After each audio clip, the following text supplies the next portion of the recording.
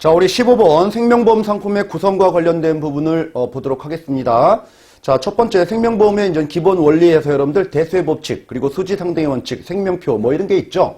자, 대수의 법칙과 수지 상등의 원칙은 여러분들 우리가 가입자 수가 많아야지 성립되는 원칙이에요. 대수의 법칙은 한두 번 가지고는 확률을 알 수가 없고 많아야지만이 확률을 알 수 있다는 원칙인 거고요.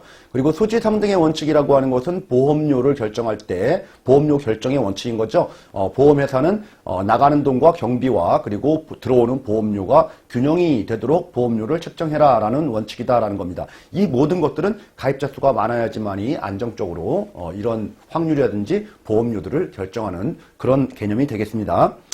자, 다음으로 세 번째 여러분들 생명표라는 게 있는데, 이제 생명표는, 우리가 전 국민을 대상으로 하는 국민생명표와 그리고 이제 경험생명표라는 게 있죠. 우리 보험사 같은 경우는 이제 경험생명표를 쓰죠. 2019년도 4월 달에, 경험생명표, 그러니까 즉 사망률, 기대 수명, 뭐 이런 것들을 나타내는 건데, 자, 이런 부분들을, 개정을 하죠, 여러분들. 개정을 하면은 통상적으로 한 5년 주기로 하게 되어 있어요. 그런데 뭐 4년마다 할 때도 있고요. 5년마다 할 때도 있고, 그런데 그때 좀 달라요. 자, 어쨌든 간에 여러분들 지금 제9의 경험생명표를 사용하고 있다라는 거죠. 그래서 생명보험사는 경험생명표를 쓰는 것이 국민생명표를 쓰는 것이 아니다라는 사실, 이 정도 좀 보시면 되고요. 자, 다음 보험료 산출과 관련된 부분에 대해서는 여러분들 과거에는 3위원 방식이다라고 해서 이 보험료의 구성 항목을 어떻게 해요? 순보험료와 그리고 부가보험료 이렇게 구성을 한다고 본 거죠. 그래서 순보험료 항목으로는 우리가 위험보험료가 이제 순보험료인 거고, 그리고 저축보험료가 순보험료에 해당되는 나중에 보험금 줄 재원이 바로 순보험료죠. 자, 이렇게 위험보험료, 저축보험료, 그리고 이건 이제 부가보험료 해서 세 가지 요소로 보험료가 산출한다라고 해가지고 3위원 방식이다라고 하는데, 자, 우리 장래에 예상되는 위험률이라든지 예상되는 이자율이라든지 예상되는 사업비율을 고려해가지고 보험료를 결정을 하는 거예요. 그래서 각각의 예정률이 있는 겁니다. 예정. 그걸 가지고 예정 기초율 이렇게 얘기하는데, 자, 위험과 관련된 부분들은 예정 위험률 이렇게 얘기를 하는 거고, 저축보험료와 관련된 부분들은 예정 이율 이렇게 얘기를 하는 거고, 자, 우리 부가보험료와 관련돼서는 예정 사업비율 이렇게 얘기한다는 얘기죠. 실제 금액이 아니고 예상해가지고 이렇게 보험료를 책정을 하는 거예요. 자, 그러다 보니까 보험사는 좀 보수적으로 보험료를 책정을 했겠죠. 딱 맞는 보험료를 책정하자니 좀 불안하니까. 자, 그런데 여러분들 만약에 예상되는 위험률이 올라간다라고 하면은 이 보험료는 어떻게 될까요? 만약에 사망위험이라고 하면은 사망보험에 해당되는 보험료는 올라갈 거예요. 그죠? 근데 사망위험률이 올라간다는 얘기는 생존위험률이 낮아진다는 얘기죠. 그렇죠?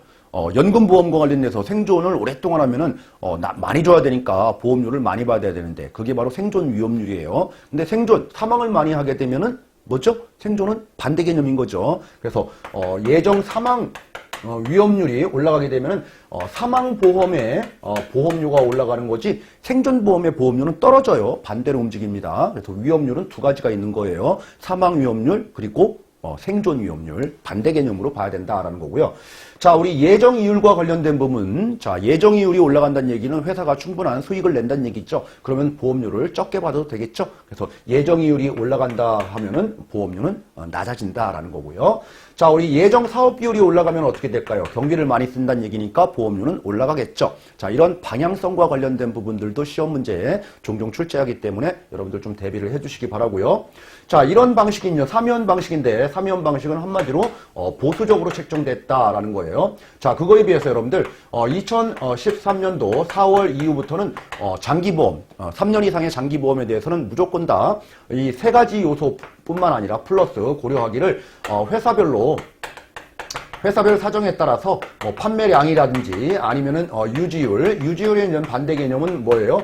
해지율이죠. 해지율, 그리고 회사가 추구하는 이익, 뭐 기타 여러 가지 요인들이 있을 거예요. 그래서 회사마다 이런 사정들은 다 다르겠죠. 이런 사정들을 모두 고려해가지고 보험료를 회사마다 최적화된 보험료로 책정해라.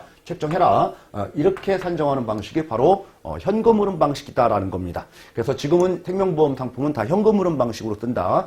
캐시플로우 방식으로 쓴다라는 거예요. 그래서 현금흐름 방식은 여러분들 3위원 방식에 비해서 최적화된 방식이다. 만약에 현금 흐름 방식에 대한 설명으로 틀린 것은 해가지고 보수적으로 책정된다라고 하면 틀린 말이겠죠. 그렇죠? 최적화돼서 책정되는 보험료 산출 방식이다. 자, 이렇게 여러분들 두 가지를 또 이제 표로 나와 있죠. 표에 있는 내용들을 함께 정리해서 비교를 하시면은 충분하게 시험 문제로 대비가 될 걸로 예상됩니다.